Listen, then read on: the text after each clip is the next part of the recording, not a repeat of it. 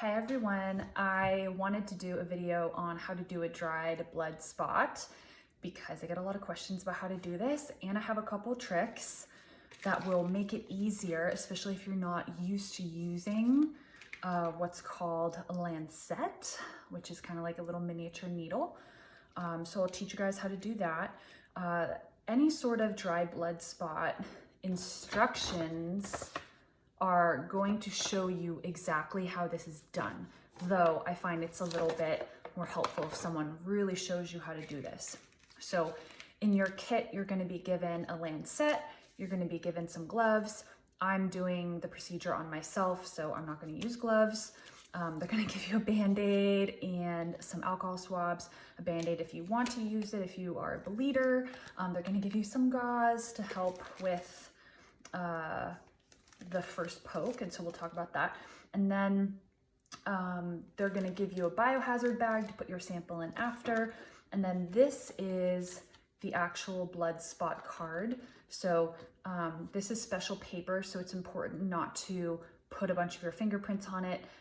Touching the edge or touching the side where there's no circle is the best practice for this. You're going to put your name and information on the card, and then you're going to prop up. I'm going to change the camera angle in a second. You're going to prop up the card or really get it stabilized on a clean surface. So I'm going to grab, welcome to my new kitchen, by the way. I'm going to grab a heavy container so that it won't move, my beloved salt container. And the first thing that you do is you're gonna wanna select a finger. A lot of people would think that like doing your pointer finger is easy, but the best practice is actually to do your ring finger, and you can do it on either hand. It really doesn't matter. I'm right-handed, so I'm gonna do my left hand just because it's a little bit easier. But the trick is to do it not on the pad where you use your finger, but actually on the side close to the top of the tip of your finger. So when you're looking at your finger, you're gonna wanna do the outside of your finger. So you really could choose any of your fingers, but the outside is easier. And the reason why is because when you do the poke, you can do some squeezing like that. And it's gonna be really easy for me, if this is the paper, to drop it right on the paper. So the key for this is the actual poke. So if you take a second to actually examine where your fingerprint lines are, you'll see they're all in like a fun kind of swirly arching type orientation, but you'll want to notice how they're running, because when you use the lancet, you're actually going to want to make sure that the blade, which is actually horizontal, is going to be perpendicular to your fingerprint lines. You do not want the incision or the needle burst, whatever you want to call it, to be parallel to the fingerprint lines. Now, there's nothing wrong or nothing bad is going to happen if you do it this way. However, I advise you to do it this way because when you are squeezing the blood out of your finger, or really encouraging the blood to come out of your finger, you want a really nice blood drop on the paper. You don't want what's really common if you do the poke perpendicular to or parallel to your fingerprint lines is that the blood will actually run down your fingerprint lines, and it will be really hard to drop the blood actually on the blood spot paper. So this is my biggest trick for these, and all it takes is just a little bit of assessment of how is your fingerprint running. Now, this is the lancet that I'm going to use, and generally it's really good to have your hands warm. My hands are a little cold right now, but I tend to have really good blood flow, so we'll see if you if you don't have good blood flow.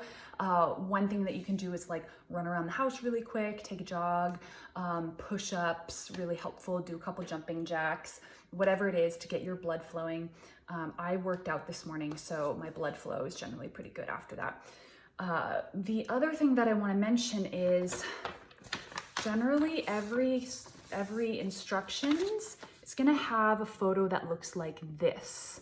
So this company puts this these two pictures close together so you can really see this is the example of something that you want. So you want to fully saturate all of the little circles. You do not want it to be spotty and small. The lab will reject the sample if it is that way. So if you're doing this and you're not doing a good job for whatever reason, like you're not getting really nice circular full blood spots, then I would just recommend doing the test again, getting a different kit and trying it again. Because if your sample looks like this, then the lab is going to reject it. The point of a blood spot is to get fully saturated paper so that when the lab gets the specimen, they have plenty of blood to work with. A dry blood spot test is a alternative to a serum test, which is generally when you go to the doctor and you get a blood draw from your arm. So this is really great for kids or anybody living rurally or anybody that doesn't have access to a phlebotomist easy. I had a kit at home. I can draw my own blood. I have all the tools, but I decided to do a blood spot because I wanted to do this video, but also just because it's easier to do this than poke yourself. So I'm gonna change the angle of the camera and we're gonna do this. But first, bear with me. I'm gonna tilt you down a little bit, which might be a little awkward, so I apologize. So I'm probably just gonna, if you guys can see this, this is the blood spot paper. So when I am doing the blood spot, I'm gonna be dripping like this. So what you're gonna do is you're gonna take your alcohol swab and you're gonna swab your finger. Now for your finger, it really doesn't matter how you swab, it more so matters if you're doing an IV. So you let it dry, and I can see where my fingerprint lines are. And let me double check. Yes, so I wanted to double check on one thing, which is sometimes when you're doing a blood spot test, they want you to wipe away the first drop of blood. So that is why they give you the gauze pad. And the reason why is because the first drop of blood usually has less actual red blood cells in it. It has more of like tissue, fragments and debris. So that's why we do that. So my finger's all clean and I know exactly how my fingertips are running. So I'm gonna take the top off the lancet. Generally it's a little twist. Now the needle runs horizontal this way. So if I'm wanting to be perpendicular to my fingerprints, I'm going to do the lancet like this. At least this is how it's typically been done. So what you do is you do the side, you push it, and here we go. You guys can see it. Oh, I did not open up my gauze. Highly suggest you do that first. So I'm gonna wipe away this drop of blood, and then you really want to work up a nice drop of blood. And you know, gentle squeezing and this type of stroking, I know stroking's a weird word, I apologize, but you don't want to like be squeezing your finger to death, and you need a drop that's not going to like fall off your finger. So that was a pretty good one, but it generally needs to be beaded pretty well for you to drop it on the paper. So hopefully you guys can see this. Now, it is running down my finger a little bit, which I don't know if I got the orientation of it perfectly. You can always take the gauze and wipe it away to kind of get a nice bead again, and then continue doing your drops. And try not to push your finger into the paper. And we want them as big and full of a blood spot as possible. Now, what your body's gonna wanna do is it's gonna wanna clot. Your body has a cut and it's gonna be like, oh my gosh, we gotta repair this. So do your best to keep moving. If this is a struggle for you, I would do a lot of the things that I talked about at the beginning of the video. And gravity is really helpful as well. So sometimes I have people kind of centrifuge their arms around. And this lab will tell you exactly how many blood spots it needs to do the test. Sometimes a lab will give you a bunch of spots and not be very particular. This lab is, which I appreciate. So I only need about 7 of these to have this test be accurate, but I always recommend that people send in as many as possible, because when we're sending a sample in, you guys, we really just want the lab to have everything that it needs. So I'm doing pretty good here. As you can see, I'm kind of lightly stroking everything. I'm getting a good bead. And I'm not, you guys can see that I'm like pushing on my hand. I'm really not doing it very hard. The key is you don't want to what's called milk the finger, where you're squeezing it so hard. That is not what we want. And the reason why is because that's not going to make your finger bleed more. That's just going to push a lot of extra type of fluid into the blood, and it's going to dilute the red blood cells. So light squeezing to push it out of the hole that you just made in your skin is okay, but you really don't want to be like wailing on stuff. Now, gravity is important, so sometimes I gotta go back to that. And clotting is inevitable. Like, eventually your body's gonna just repair the hole. Now, you can see how long this has taken me. You should be able to do this in several minutes. If you're really not getting a good bead of blood, then you've probably clotted and you just need to do another finger. So if that's the case, I would recommend doing the inner side of your middle finger. The pinky finger tends to be pretty sensitive, and then that one wasn't so great. And then your pointer finger you use a lot of the time. So these things can sometimes be tender as they're healing, depending on how sensitive you are. So the reason why we do it on the middle, or excuse me, the ring finger, is because I'm really not going to be bothered by this for the rest of the day, which is exactly what we want. So if you're having problems filling all these up, get warm. I might actually jump up and down a little bit because I've got 3 more spots to go. And if I don't clot, I can fill these up.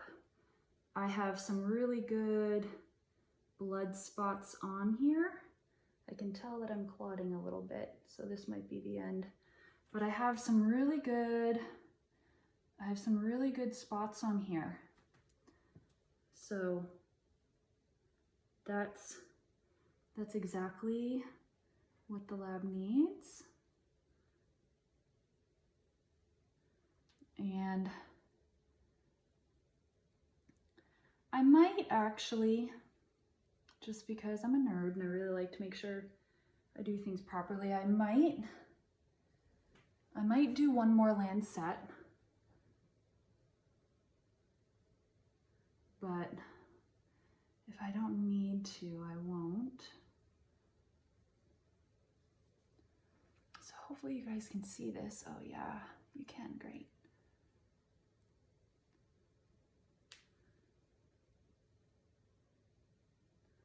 And when you see me touching this down to the paper, I'm not touching it.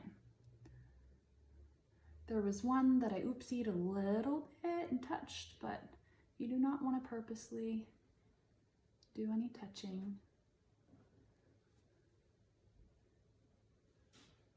Now, kind of at the point where I am squeezing my finger a little bit too much. So if I do some shakes, maybe I will get some more blood flowing, but this also is probably done clotting, almost. Okay. So remember, actually I'm going to show this to you guys. The blade comes out horizontal like this. So you want to do it perpendicular on your fingerprint. So like if you look at, I'm not sure if you'll be able to see this, but if you look at the puncture wound there, you'll see that it's horizontal to where my fingerprint is. So that allowed me to get a lot of really good beading. So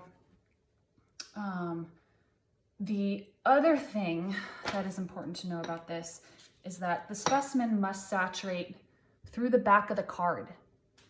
So you know you have good blood when it looks pretty much the same either way.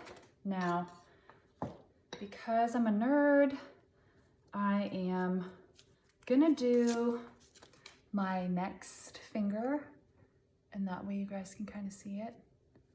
I'm gonna make it all clean.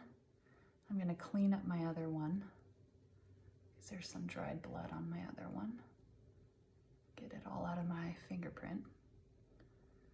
And with this one, I have to do the angle a little bit differently. Oops, that's a used one, just kidding. Let's get a, they're one use only, folks.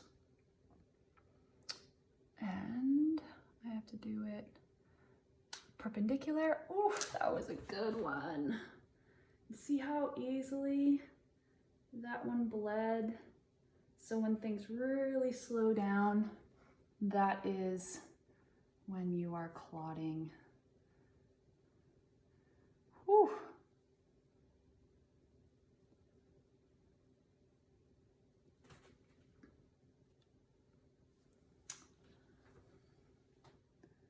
Now this one I should have done a little farther on my finger. That probably would have been a little easier on me. But sometimes when you have a lancet going, sometimes it's hard to, and you're, anticipating the pain of the needle. Sometimes you don't get it perfectly. And most of these kits, I believe, will include,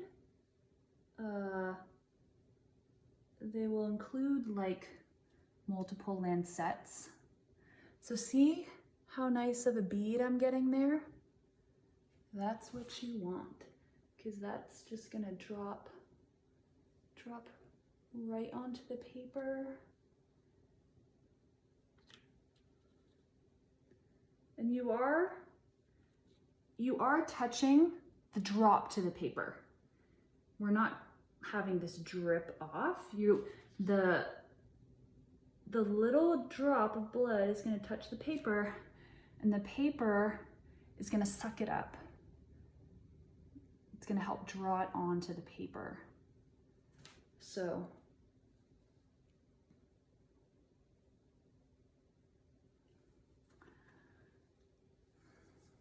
my other one is bleeding a little bit more, which is always what happens whenever you think it's done. Sometimes it comes back. And I'm gonna add a couple more to some of these. Make sure they are good to go. And then what I'm gonna do is I'm gonna let this dry. They say every lab has slightly different instructions, but this lab says that it wants at least 3 hours to dry, and then you can pop it in the mail. And someone can help you with this. You don't have to be the person guiding and, whoops, my aim was a little bit off. You don't have to be the person guiding and encouraging blood flow. That can be someone that helps you. So like if you're doing this for a child or for an adult that needs some support, then feel free to glove up and do that. So let's take a look at the blood. So as you can see, it's hard to get it perfect, but on a lot of them I did really well. And I'm gonna let this dry. I'm gonna put it in a safe place so nobody's gonna touch it, nothing's gonna get to it. I'm gonna leave it untouched so it can air dry just like this. So I'm gonna fold it so it's on the counter sitting like this so it has full air exposure. And then I'm gonna pop it in its biohazard bag and I'm gonna mail it. These things don't require ice or anything like that. They are stored at ambient temperature, which is awesome. And the lab will include a prepaid FedEx label, which is fantastic because you don't have to do anything. You just take it to FedEx at the drop box and that's it. You can also schedule it. They can just come to your house too. I just prefer going to the box because it's fun to do a fun little errand. But anyways, this is how to do a dried blood spot. I'm gonna be doing a food sensitivity test on myself. I try to do these every, well, on myself, I do them every couple of years.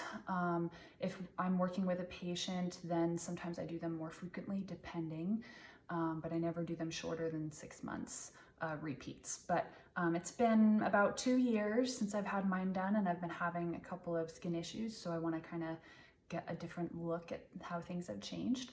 So this is how it's done. And I really hope that this was helpful for you guys. Do not forget the tip that I showed you. Just to recap really, really quick. The needle comes out like this, not like this. So it's intuitive, it's horizontal. This would make it vertical.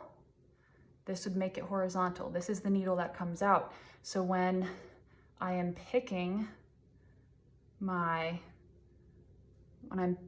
spot, you find where your fingertip line is, and then you do it perpendicular and press. And you guys, honestly, the quicker that you press it, the least amount of pain you will feel. And sometimes you get it in a more tender spot than others. So like on this first one, I don't really feel it, but on the second one, this will probably be a little bit more tender. And that's why we pick the ring finger, because it consistently is just not as It's not as touchy as the other ones. Usually it heals up fine, doesn't need a Band-Aid. And yeah, thanks for watching. Let me know if you have any questions, and that is how you drew a dried blood spot. Bye.